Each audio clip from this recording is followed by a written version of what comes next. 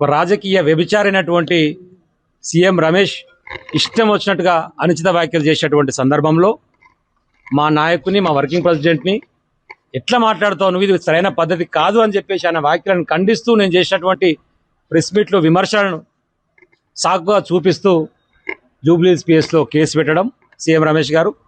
ఆ క్రమంలో జూబ్లీహిల్స్ పిఎస్లో ఎఫ్ఐఆర్ నమోదు చేసి 35B BNS కింద నాకు ఈరోజు నోటీసులు ఇచ్చి విచారణకు హాజరు కావాల్సిందిగా వారు రమ్మన్నారు.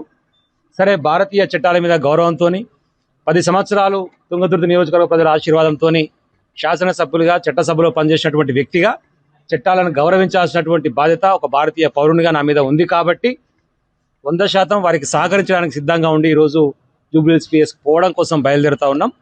అక్కడ విచారణ జరిగిన తర్వాత మళ్ళీ ఈ అంశానికి సంబంధించి ఏం జరగబోతా ఉంది, ఏం చేయబోతా ఉంది అనేటువంటి విషయంలో మేము మాట్లాడడం జరుగుతుంది. మీరు ఎన్ని రకాల కేసులు పెట్టుకున్నా, బీజేపీ కాంగ్రెస్ కుమ్మక్కైనా, నువ్వు ఎంపీవైనా, నువ్వు ముఖ్యమంత్రివైనా, ఇంకెవరైనా సరే ప్రజలకు అనుకూలంగా లేకుండా వ్యతిరేక కార్యకలాపాలు చేసినప్పుడు కావాలని చెప్పేసి కక్ష సాధింపు చర్యల ధోరణిలో భాగంగా బీఆర్ఎస్ పార్టీకి సంబంధించినటువంటి అధినాయకుల మీద అనుచిత వ్యాఖ్యలు చేసినప్పుడు 100% తెలంగాణ బిడ్డగా, నికార్సైన తెలంగాణ ఉద్యమకారునిగా, కేసీఆర్ కేటీఆర్ అభిమానిగా స్పందిస్తూనే ఉంటాం. నీ చేతనైన కేసులు పెట్టుకో, నీ ఇష్టం వచ్చినట్టు వ్యవహరించుకో, భయపడేది లేదు. తాటాకు చెక్కుపులకు ఎవరు భయపడరు. తెలంగాణ ఉద్యమంలో 172 కేసులు పెట్టుకొని 6 నెలలు జైలు పోయి కొట్లాడినటువంటి బిడ్డలం.